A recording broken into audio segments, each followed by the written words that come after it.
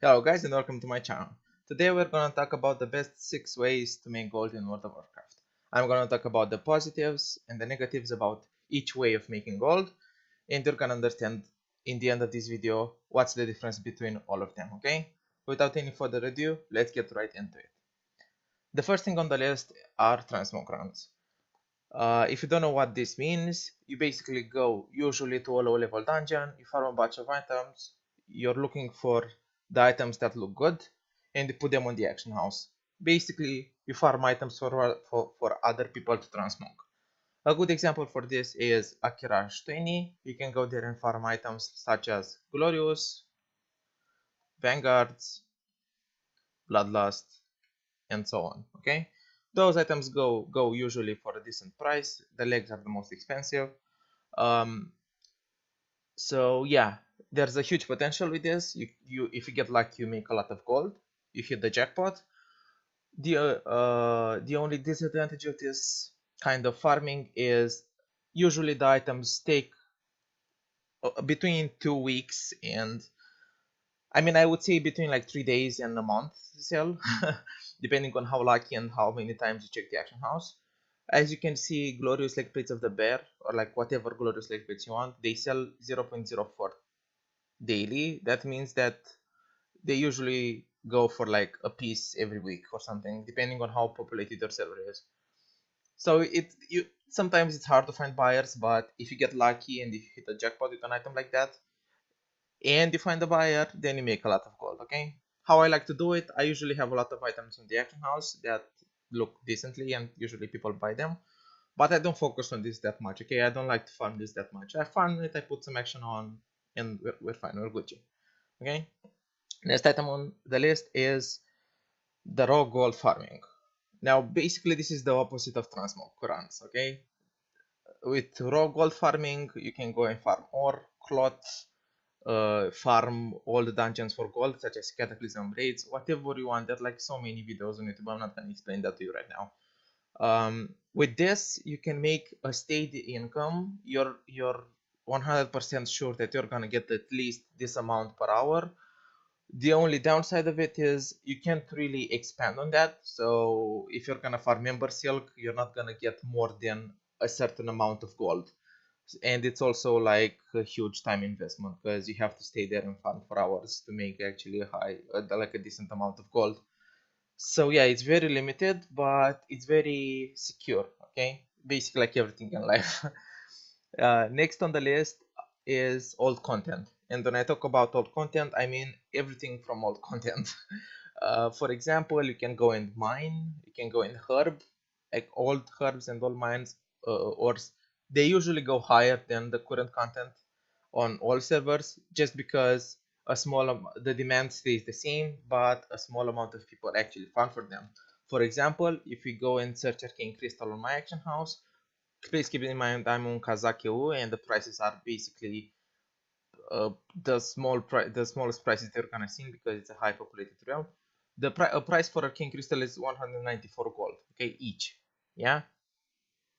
So this is a region from vanilla WoW. Okay, so as you can see, the old mats usually sell for a high amount of gold because there's less people farming for it. So you should really take this in account, and whenever you have time or you're in a mood for some old content, go and farm that and put them on the action house. They sell really well actually. Now for the last on the list we have crafting.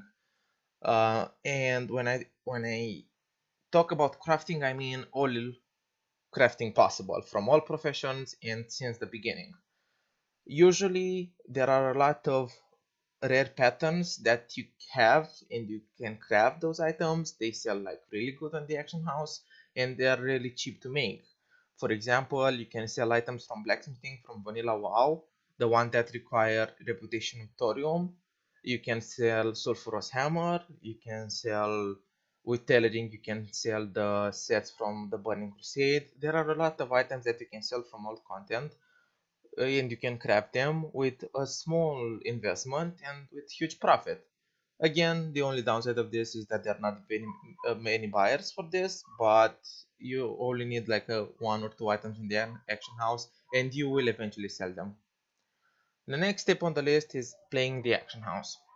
Now, a lot of people are scared about this, especially the beginners. They think that's something that's very complicated and they can't do it. They don't have the knowledge to do it. But I'm gonna go and explain to you some easy steps that can ease you into it. Okay, so let's go to my bank where I usually stockpile something. Yeah, this is stockpiling is the easiest way to play the action house. Basically, you buy something that's really cheap, yeah, and you keep them for a while, and then you sell them back. For example, I bought like all these left sharks for 2 gold each, for the couple like 4 weeks, past 3 weeks, yeah, and they now they are 60 gold, but they're gonna go up in price a lot more in Legion. Okay, trust me, they're gonna be like 50 gold, 500 gold at least. Okay, same with pets from Apexis, same with Coldfist. Okay, I bought those mounts for 2k. Now they are 3.8k per piece. They're gonna go up to at least 10k in Legion, I promise you that. And a bunch of items as well. So, Orb of Deception and whatnot. It's not something hard you can do. If you're almost certain that the item will go up in price, you can stockpile them. Okay, you can buy them from Action House and stockpile them. Yeah, you can see mats that I know that are gonna go up in price. I stockpile them. This is a really easy way to make money because there are not that many people that actually stay ahead of the curve. They don't do research, they don't know what items will go in price, and they end up in a patch day or in a pre-patch day when they see, oh, Tomes of Illusion, so cool, they added this in game, let me go and craft one. And they go to the action house and they buy mats that are like 10 times more expensive than they usually are. Okay, so stay ahead of the curve, buy from action house cheap, sell them sell them on a higher price later. This is really easy, a really easy and not time consuming way to make gold. It's perfect. You just have to be careful to not commit too hard on an item just in case it doesn't work out. Okay, and the last tip on the list is actually being smart.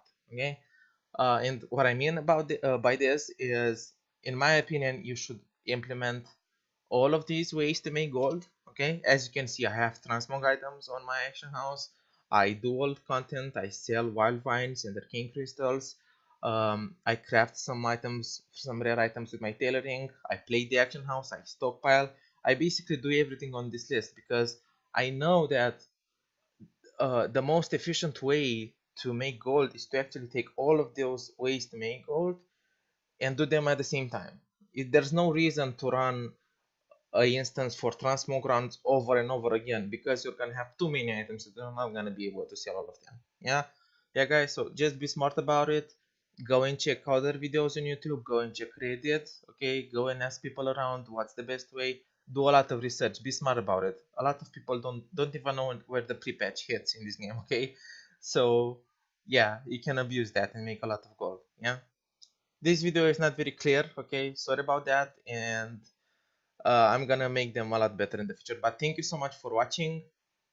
Check my video, check my channel if you want for other guides when it comes to gold making, and you can catch me every day on twitch.tv/nogamefilmike. Okay guys, thank you so much for watching and see you in the next video. You're awesome.